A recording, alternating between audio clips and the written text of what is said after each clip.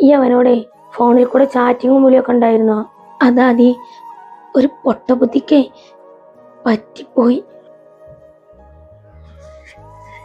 ചെറിയ വിവാഹത്തിന് മുൻപേ ഒരു പെണ്ണിന് ഒരാണിനോട് ഇഷ്ടം തോന്നുന്നതേ അത്ര വലിയ തെറ്റല്ല.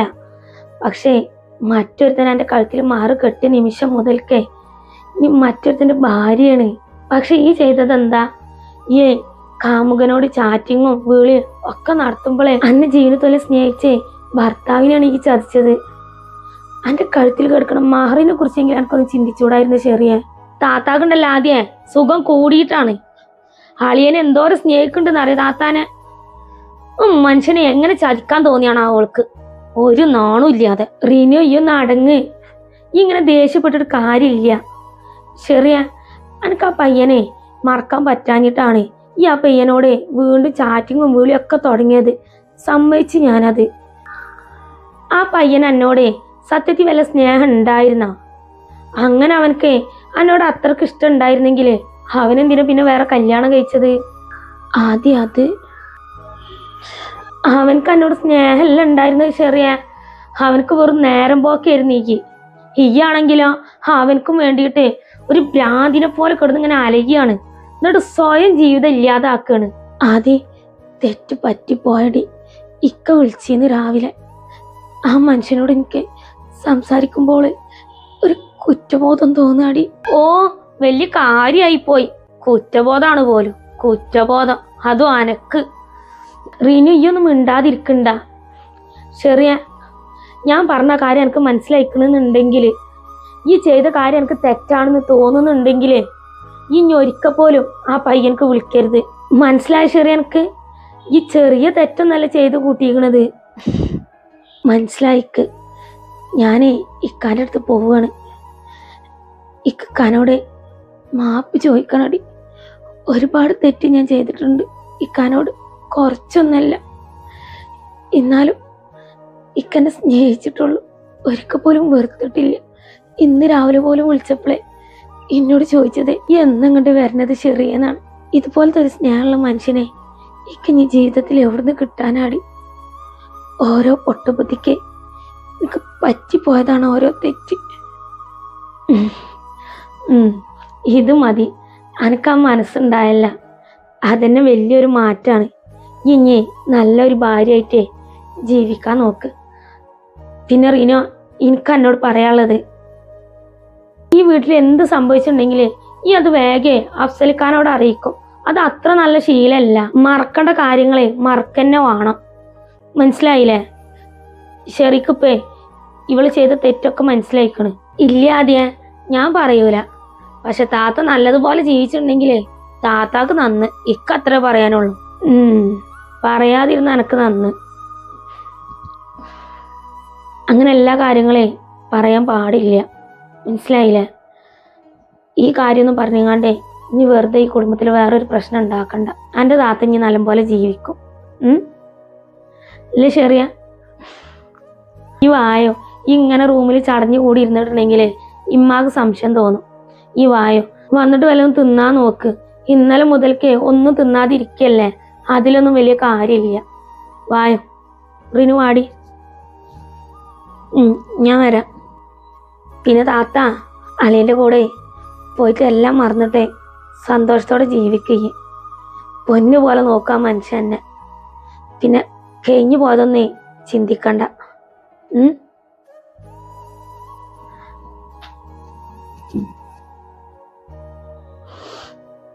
എന്ത് ബുദ്ധിയറപ്പ് എനിക്ക് തോന്നിയത്.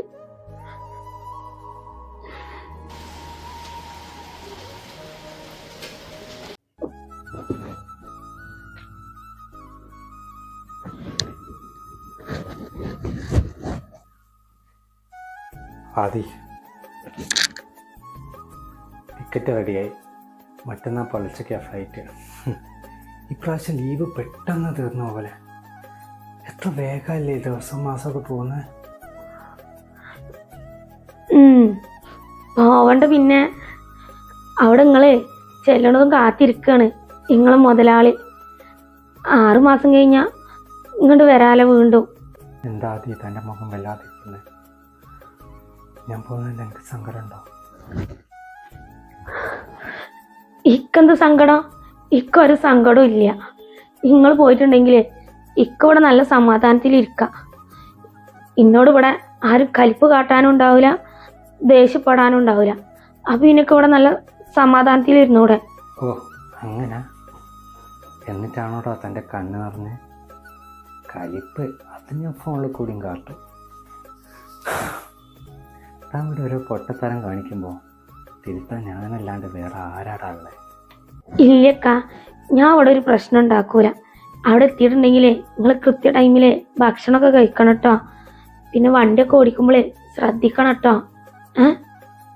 ഓ അതൊക്കെ അടിയാൻ നോക്കിക്കൊള്ളാം തമ്പുരാട്ടി. ഞാൻ പോയി ഉമ്മാനോട് ടിക്കറ്റിൻ്റെ കാര്യം പറയട്ടെ.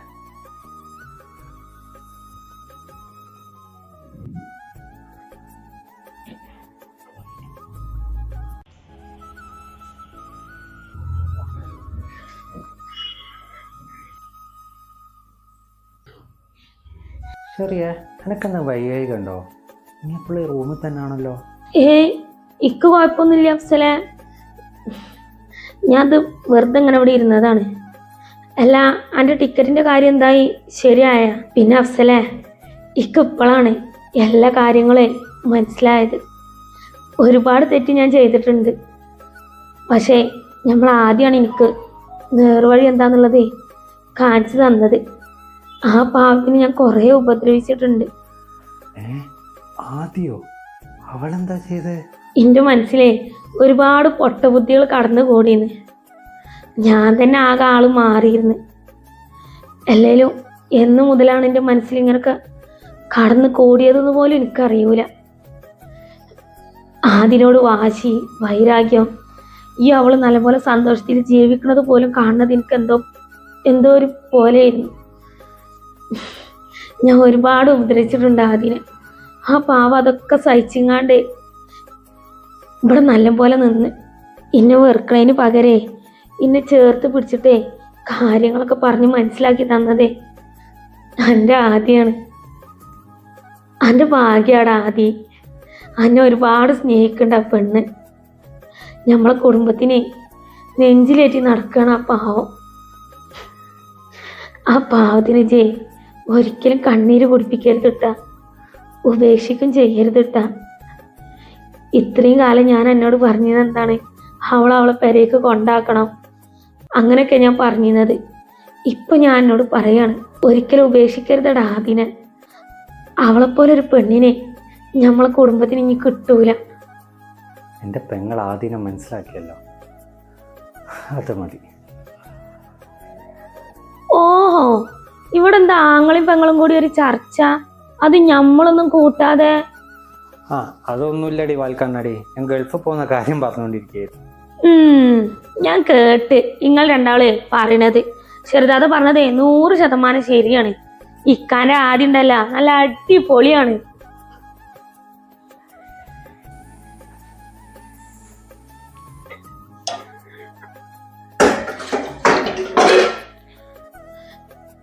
നമ്മളെ ചെറി പറഞ്ഞതേ അക്ഷരം പതിയെ ശരിയാടാ.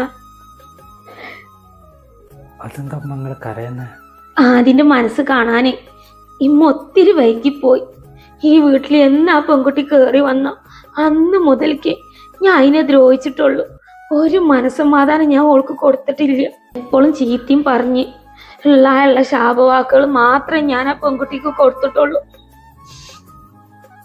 എന്തിനമ്മ ഇതൊക്കെ ഇപ്പം പറയുന്നേ? ഞാൻ ഇന്നലെ അതിനോട് ഒരുപാട് ദേഷ്യപ്പെട്ട്, അത്രയും ദേഷ്യപ്പെട്ടിട്ട് അതിനോട് മറുത്ത് വാക്കൊന്നും പറഞ്ഞില്ല. എന്ത് പറഞ്ഞിട്ടുണ്ടെങ്കിൽ മുഖത്ത് നോക്കിയാണ്ട് കണ്ണിൽ വെള്ളം നിറച്ച് നിൽക്കുള്ളൂ. അത്രക്കൊരു പാവാണ്. അതിനെ മനസ്സിലാക്കാൻ ഇമ്മ കുറേ വൈകിപ്പോയി. ഉമ്മ, നിങ്ങൾ ഇപ്പെങ്കിലും ആദ്യം മനസ്സിലാക്കിയല്ലോ, എനിക്കത് മതി. ഞാൻ ഗൾഫ് പോകുമ്പോൾ എനിക്ക് ആകെയുള്ളൊരു വിഷമം നിങ്ങൾ തമ്മിലുള്ള പ്രശ്നമാണ്. ഇപ്പൊ ഉമ്മയും മരുകളും ഒന്നായ സ്ഥിതിക്ക് എനിക്ക് സമാധാനായി. ഓ, അപ്പൊ ഉമ്മയും മരുമോളൊക്കെ ഒന്നായ സ്ഥിതിക്ക് ഈ പെരയിലെ രാജ്ഞിനെ മരുമോളാവൂലേ? അതേടി, ഈ വീട്ടിലെ ഐശ്വര്യാണ് ആദ്യമോള്. ഇന്റെ കുട്ടി ധൈര്യമായിട്ട് പോയിക്ക ഗൾഫിക്ക്. എന്റെ പെണ്ണുങ്ങളെ ഇമ്മ കണ്ണില് കൃഷ്ണമണി പോലെ നോക്കിക്കൊണ്ട്. ഇവിടെ നിങ്ങളെല്ലാരും ഒറ്റപ്പെടുത്തിയപ്പോഴേ ഇന്റെ ആദ്യന്റെ കൂടെ ഞാനേ ഉണ്ടായിട്ടുള്ളൂ.